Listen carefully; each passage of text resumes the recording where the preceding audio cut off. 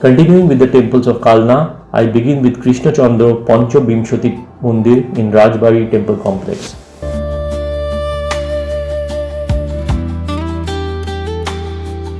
Further down the Rajbari complex is the Lalji temple, which itself is located within a small walled complex. Lalji temple follows the Pancho Bimshoti Ratna style of architecture and consists of 25 pinnacles. It is enclosed by high wall. Lalji temple is an example of pinnacled or Ratna style temple. This temple contains 25 pinnacle or Pancho Bimshoti Ratna made of brick with a huge dome shaped Charchala Nath Mandir in front of it.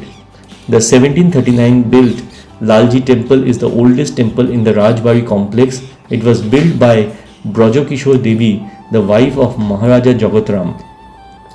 Unlike the traditional Pancho Bimshoti Ratna temple, the second story of the Lalji temple is octagonal and thus have a pinnacle each at 8 corners. The Lalji temple once had elaborate terracotta panels, but only a handful have survived to this day. The temple also has traces of elaborate limestone stucco ornamentation. The visitor must observe the terracotta plaques minutely. Apart from Krishna Lila, there are hunting scenario and many other regular life incidents described through the panels. Actually, these works on the temples represent the society of that time.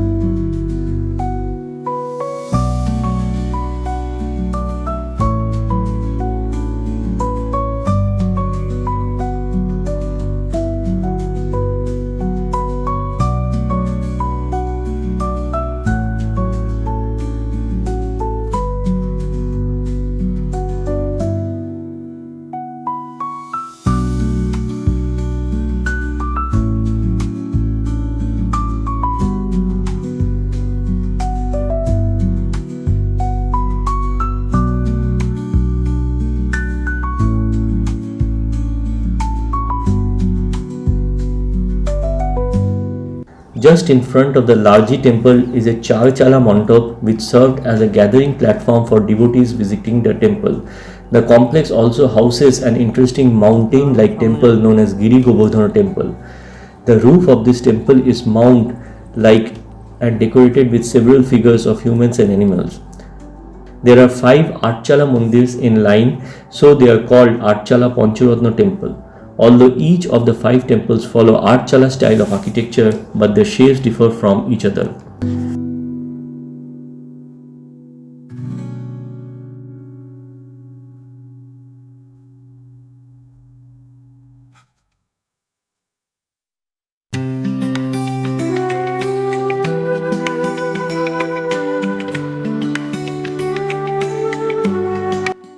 A left turn from the Lalji complex leads one past a decorative flat-roofed structure and the Pancharatna temples and finally towards the Krishna Chandraji temple, the second Panchabimshati Ratna temple of Rajbari complex.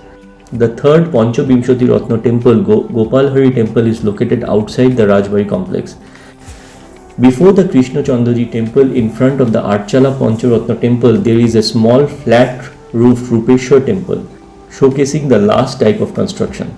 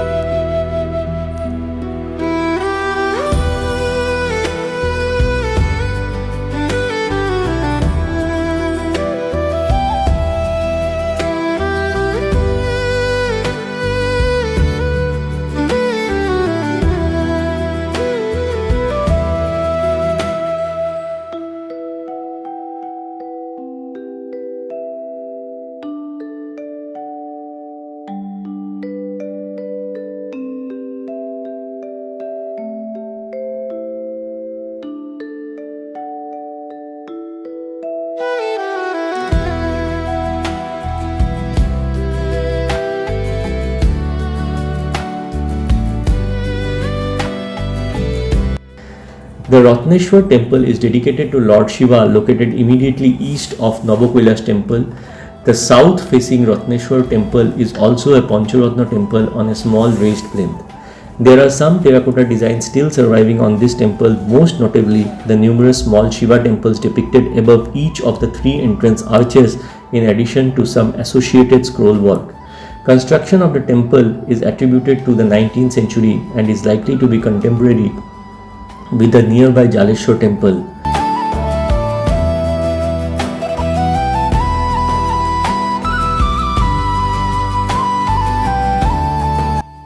In 688, Siddheshwar Kali Mandir was established by Rishi Amburish, the first time the goddess was worshipped through the rituals of earthen pot or ghat. The ghat sticks to a stone winnowing tray. The auspicious image is made by single neem log. The image represents Bamkali idol.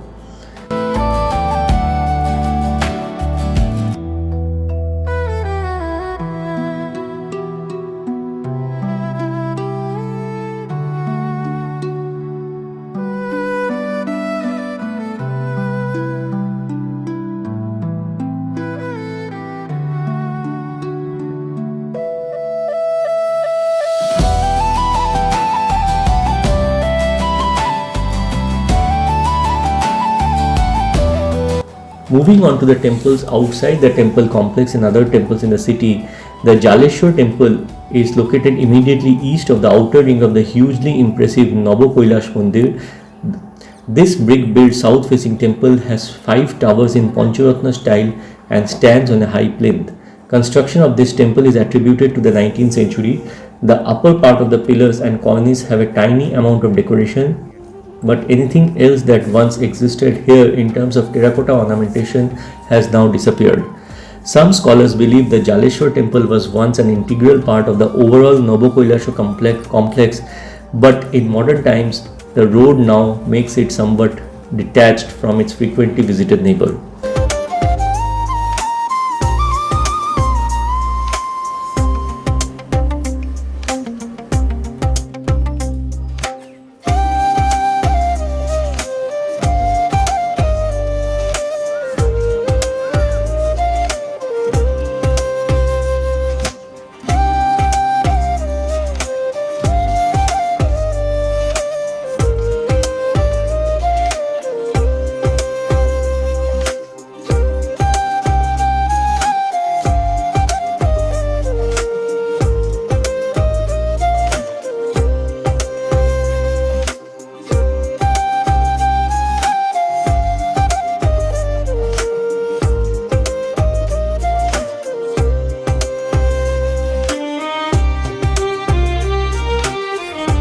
Located in the north of the temple town of Ambika Kalna and outside the boundaries of Rajbari complex is the Gopalji temple, one of the 325 pinnacled or Panchobimshati Ratna temples to be found in the city. The uniqueness of this style of temple architecture is confirmed by David McCutcheon, who in the 1960s recorded just 5 such examples throughout the whole of West Bengal.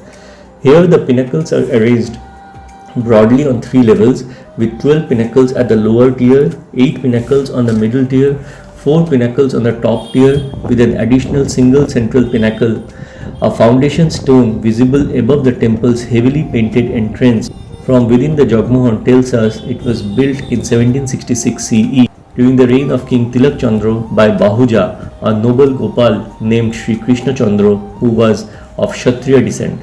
Numerous terracotta panels adorn the entrance pillars, arches and walls of the temple. Although notably the yellow painted Jagmohan is plain, which may suggest it was a later addition. Depictions on the terracotta panels include men on horseback hunting tigers, soldiers, processions with elephants, European men, local women, various floral motifs. Of particular note are the vertical Mrityulaya panels. The quality of these is varied. Some are very detailed and well presented, others appear far more crude in nature and perhaps a result of a subsequent renovation. The sanctum contains a Gopal, 2 Krishna and 2 Radha idols. Like the Lalji temple complex, the Krishna Chandaji temple complex is housed in a separate complex and consists of several other structures including Vijay Baidyanath temple. Krishna Chandra temple built by King Trilok Chandra contains a Nath Mandir in front of it decorated by beautiful terracotta work. Different incidents are pictured on a small plaque. As a result, the idols are small and clumsy.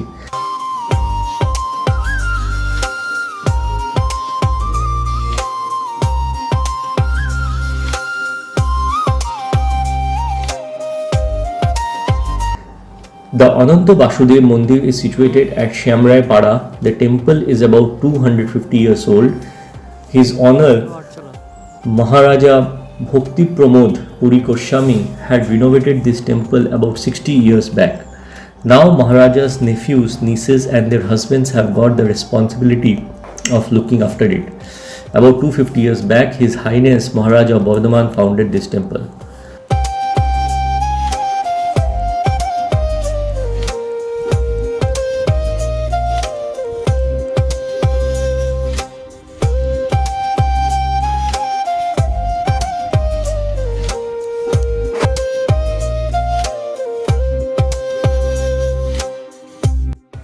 While many of the most precious temples in the heart of the town are frequently visited and very well maintained, others on the periphery stand on silence and are struggling to survive. The twin Shiva temples of Jagannath Tola unfortunately fall into this latter category. Located on the northwest of the town, around 10 minutes drive through the busy roads of Kalna is the Jagannath Tola and the Mahesh Mordini Ghat. The site has a twin Shiva temple side by side, and almost nearby an abandoned Narayan temple situated at 90 degrees to the twin temples.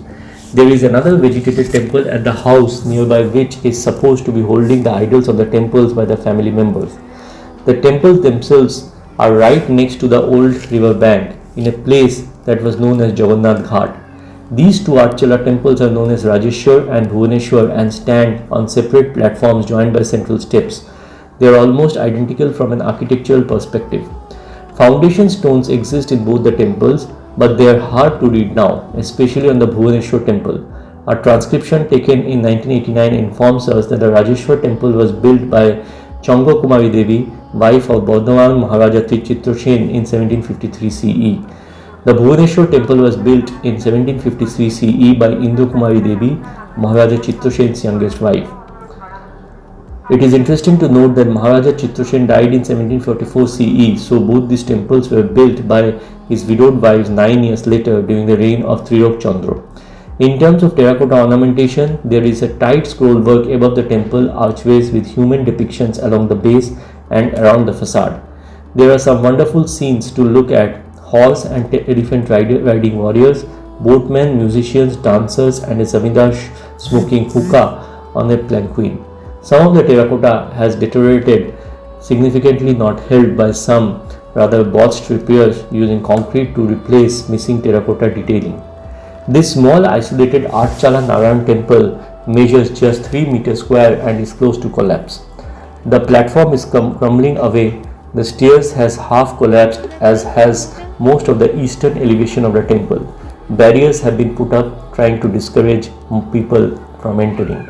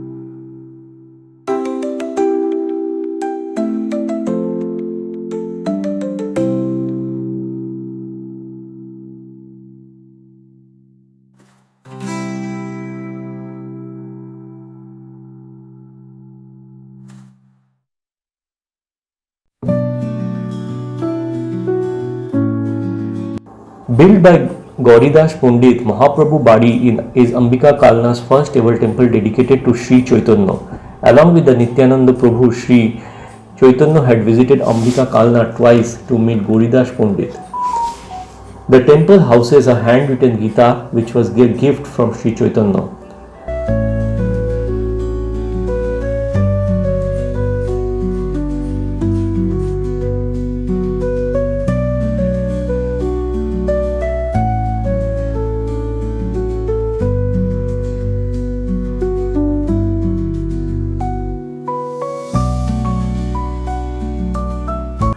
Patal Ganga in Kalna refers to a mysterious historic spot near the Siddha Baba temple in Chowk Bazar, Kalna.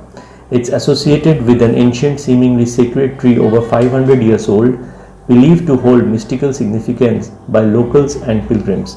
The site is on Namehon Gol in Chowk Bazar, Kalna. Though not widely documented in formal historical sources, Patal Ganga is referred to as a mystical or mysterious legacy of Ambika Kalna. According to local travel influencers like Chill with Oyjit, it's a hidden spiritual gem, the unknown mystery of Kalna, and part of the rich tapestry of temples and stories in the region.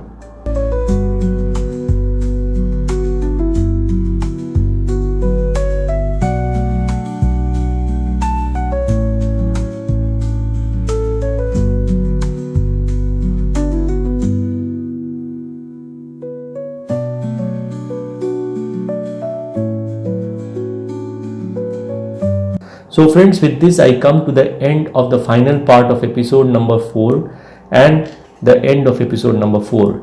I sincerely hope you enjoyed this entire episode of the brilliant Terracotta Temple travel of Bengal. Till the time I come up with another fascinating episode, do take care of yourselves and bye for now.